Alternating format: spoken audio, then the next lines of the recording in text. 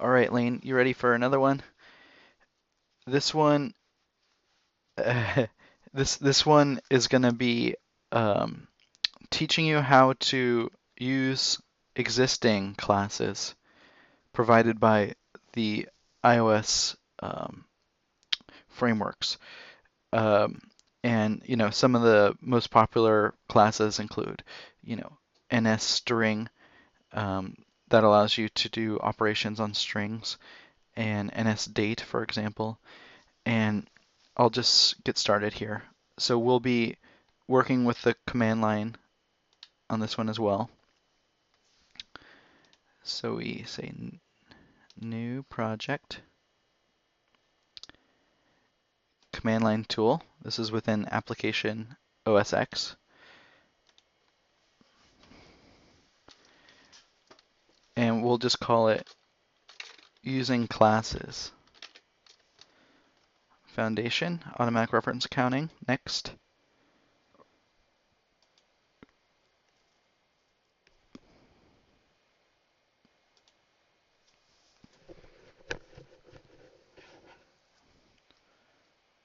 Oops. Try that again.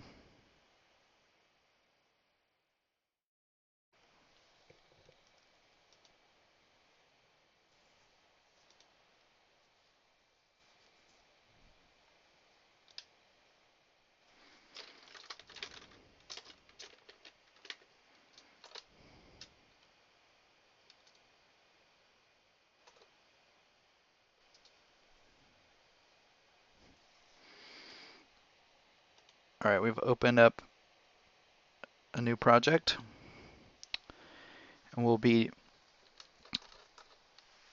checking out some of these classes at this area within main. Let's first check out the NSString class.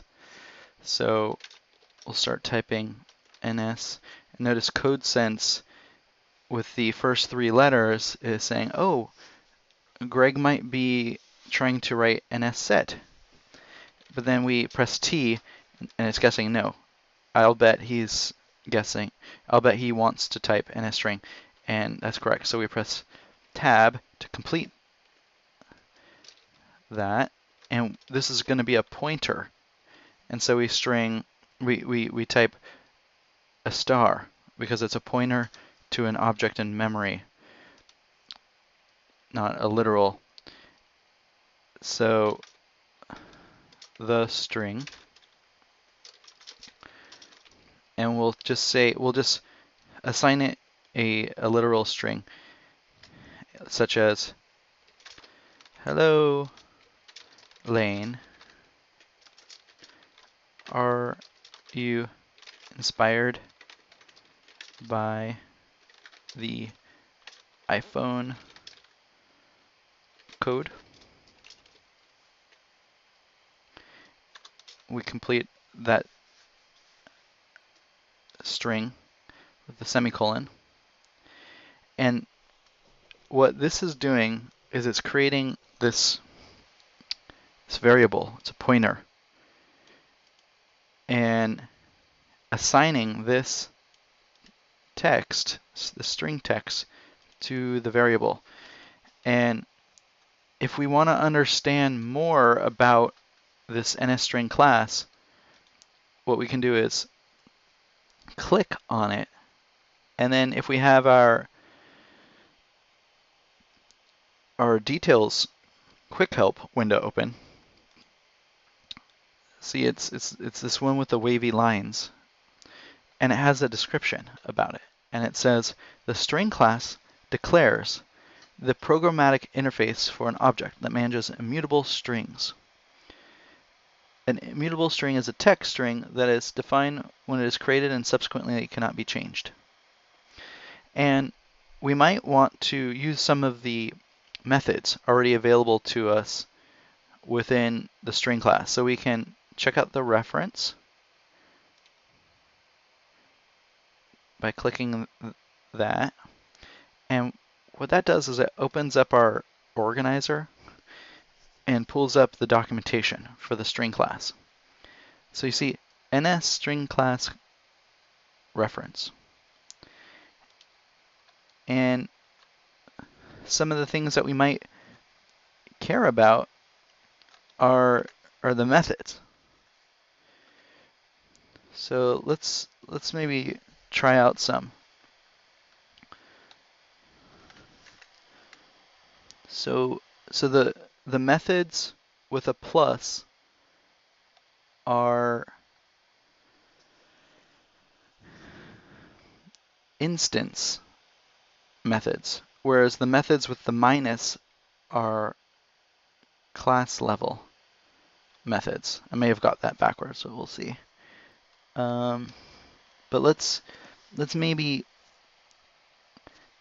let's use an example, like length is kind of a simple one. So length returns the number of Unicode characters in the receiver. So let's just count how many letters are in your name. So we'll make a new string, ns string, say your name, and your name is Lane. And now, in order to count, we'll be doing that. Actually, let's just create a new variable. So we'll say int letters in your name.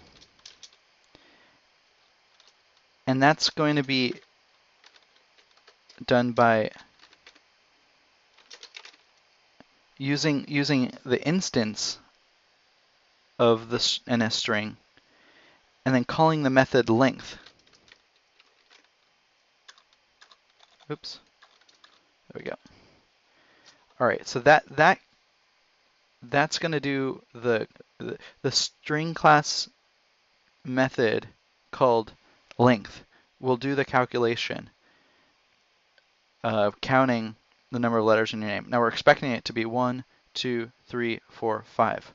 So we're hoping the answer will be 5. Now let's find out. So we'll be using the nslog to print to the command line console the answer. So we'll say letters in your name. All right, and then we'll use the %i as a placeholder for an integer. And then the answer is in this integer variable, letters in your name. And we'll be placing it after the comma. Close it off. Now let's run that to see if it got it right.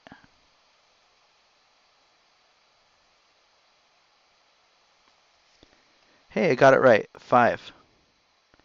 Now it's actually giving us some warnings. So this is a warning about not using the string value. And this is a warning about conversion of this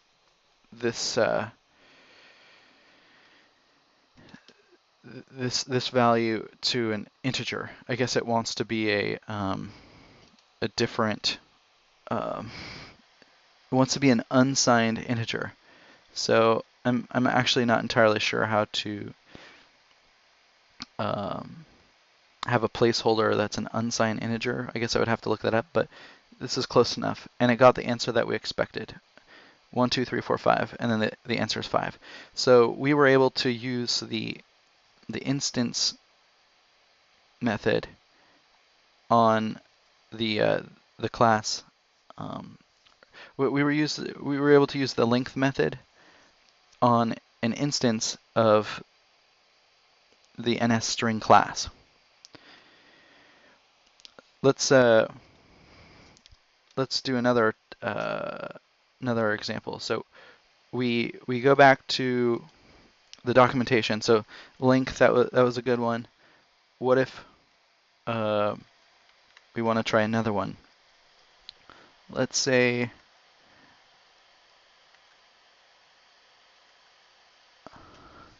changing the case. So we'll make it all uppercase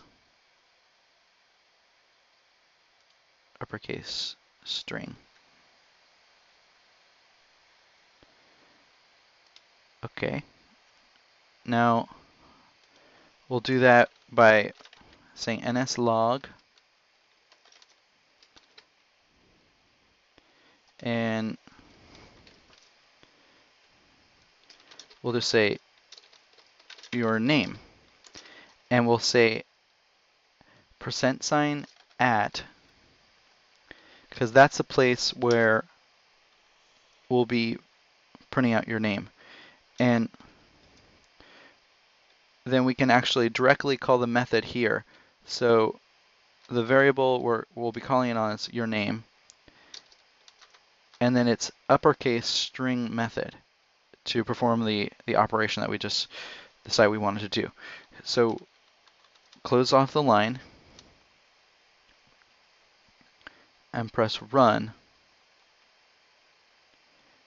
And there we got it. So we see lane here, and it's all in uppercase, whereas initially we had some lowercase in there. Let's do another example.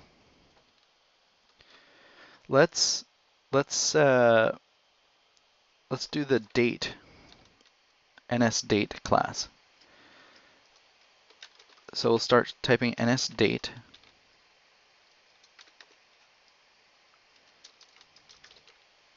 and we'll write my date equals, but actually we don't know really how to represent this. Like, do we represent this as a string? Like, how exactly are we going to interact with this date class? So again, what we can do is click on the nsDate and see some quick help here. And furthermore, we can also hold down the I believe the option or command button, and then hover over the class, click it. I think we actually want the other button. So there we go. I think it's command. So we click it, and this gives us a pop-up description of that class. And we can quickly go to the class reference or the .h file. But let's go ahead and go to that class reference for nsDate. In here we have our description, and it's also the tasks here that we're quite interested in. Now notice, again, we have for our methods plus sign and minus sign. So this is class level methods, whereas these are instance methods. So but previously we were using instance methods. This is an opportunity for us to check out class level methods. So let's just use the date method.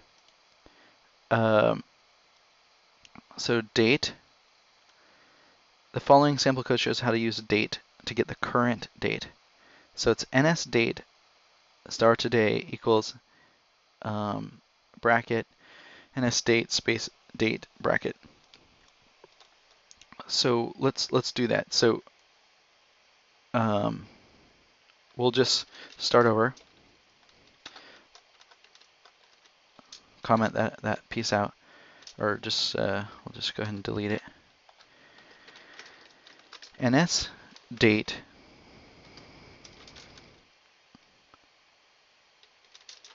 now equals,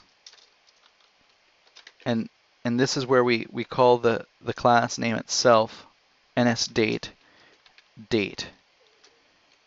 So that will be pulling out the current date. And let's go ahead and print that out. So we'll again say nslog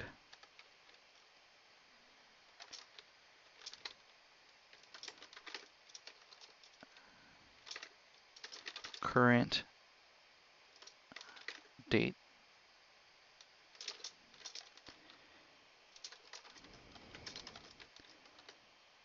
And then we'll be using the description method. All of these objects are based on NSObject, and NSObject has a description method. I'll show you that in a minute on the reference. But we'll go ahead and type in now. That's our pointer. And then description method. And close it off. See if that works. Yeah, that's correct. So current date 2013, March 20th. And it's saying it's 8/23/54. So that allowed us to see the value of now.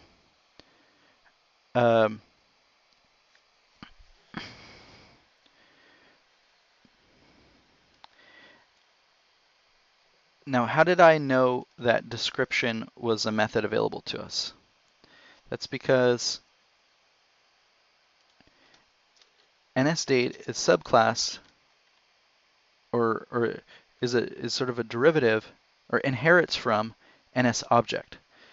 It tells us that right here in our class reference. And because it's inheriting from NSObject, that's providing us with methods. So for example, right here, description returns a string representation of the receiver. So that's one way you could determine that description is available. But I also knew that because of this NSObject making the description method available. And so here within NSObject, we can find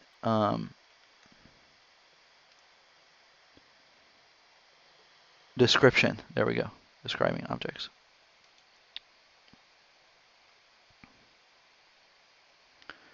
So let's talk about how we can allocate memory for a new object. So we'll do that again with a string.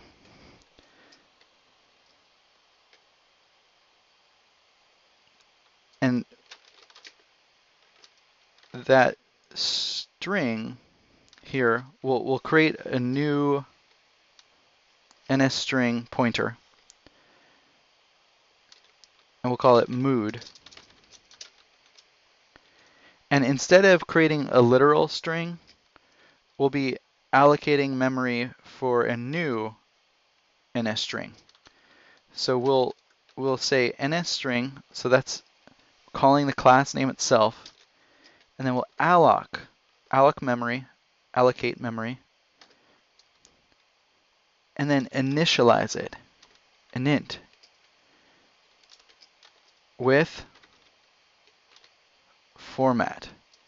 So we'll provide it with text at this point. I feel good. Close it off. So that's a way to allocate and then initialize a new variable. So you might be saying, well, why should I do all this text if I can just create a literal? Well, yeah, in this case, it's likely you'd want to use a literal to be more brief.